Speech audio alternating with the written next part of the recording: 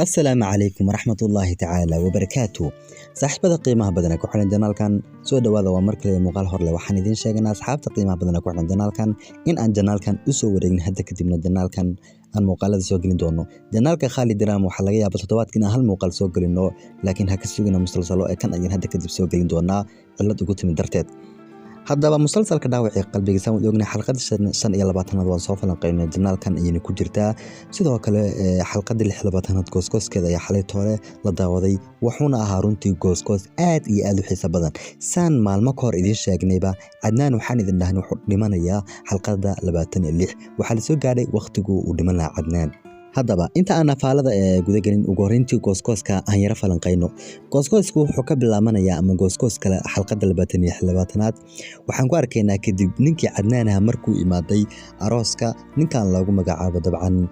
Fariid markuu imaaday ka bacdi asagoo dhulka ku dhacay waxa ku soo ordi doona Cayshe iyo Fariid ayagoo qabanaya asagoo dardaarmaya oo leh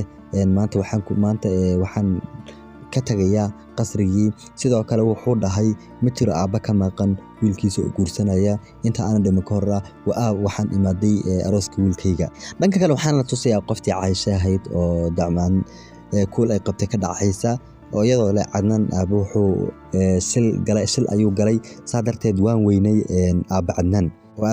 macnaha waa u dhintay ka wadaa wixii inta ka dambeeyay waxaan aragnaa sidoo kale tacsida la soo diyaarinayo ninkii Cadnaan ahaa sidii loo aasi lahaa ayaa la soo diyaarinayaa dhanka kale waxaan arkaynaa qoftii lagu magacaabay Hande oo leh aniga ayaa shilka u geystay Cadnaan.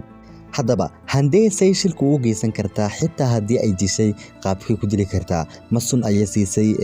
sidee yacni isagoo caafimaad qaba ayuu soo galay waxaana leeyahay halkaas uu ku dhimanayaa sidoo kale goosgooska waxaan ku aragnay asagoo gaariga ku jira in ay u timaado qofta lagu magacaabo Hande muraayadana ay soo gargaraacdo. haddaba waa su'aal isweydiin mudan sidee ay Hande ku dishay ninkan lagu magacaabo Cadnaan tan koobaad ayaa waxa la dhihi karaa in ay dabcan markii koowaadba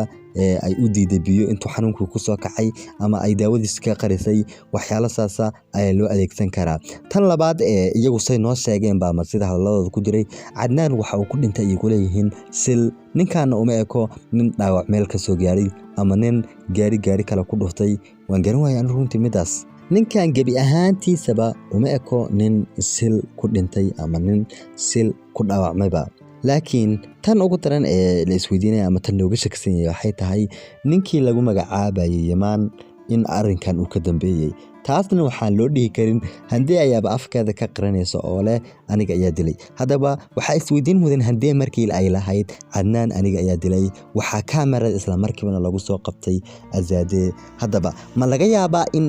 qoftan Hande ah ay Azaade arrinkaasi oo la hortagto Azaadeena may ka aro gudan doontaa mise markii hore Cadnaan way isdagaalsanayeen oo Hande way iska din doontaa. saawad ognahay goosgooska dhexdiisa san u jeednayba wax muruga ah kama muuqanin Azaade qofka ay muruga ka muuqatay waa Fariid. sidoo kale saaxiibada qiimaha badan ee ku xiran janaalkan waxaan idin sheegaynaa taxanaha dhaawacii qalbiga ama kalbiyarsi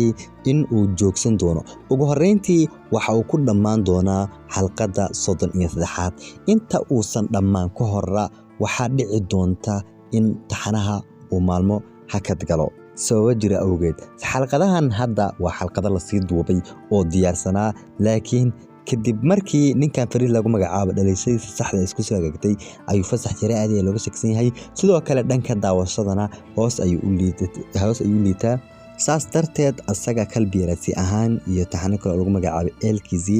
ayaa waxa ku iman doona hakad inta uusan dhammaan ka hor dhamaadkiisa ama seasonka koobaad dhamaadkiisa waxa uu noqon doonaa xalqada 33aad waxaan sugnaba waa iyada taxanayaasha laga daawado telefishinka ATV waxay ku fiican yihiin akhbaar walba oo soo dhigan ayagoo oosan dhaweyn hadda ninkan Cadnaan lagu magacaabo muddo ka hor nolol sheegay in uu dhiman doono sidoo kale waxay sheegayaan inta uusan taxanu dhamaan xalqada uu ku dhamaan doono kaliya waa taxanayaasha laga daawado halkaas. markaas xabta qiimaha badan waxaan idin sheegaynaa in janaalkan aan u soo wareegnay janaalkana aan muuqaal soo gelin doono marka ka hilmaamin in subscribe saartiin janaalka si aad ula socotiin muuqaalka xigiyo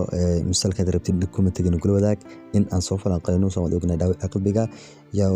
walaalaha ayaan badan falanqeynaa marka taxana kale rabtid dokumentiga nagula wadaag anigoo saaxiibkeena Khalid waxaan idinkaga tagayaa wassalaamu calaykum waraxmatullaahi ta'ala wabarakaatuh.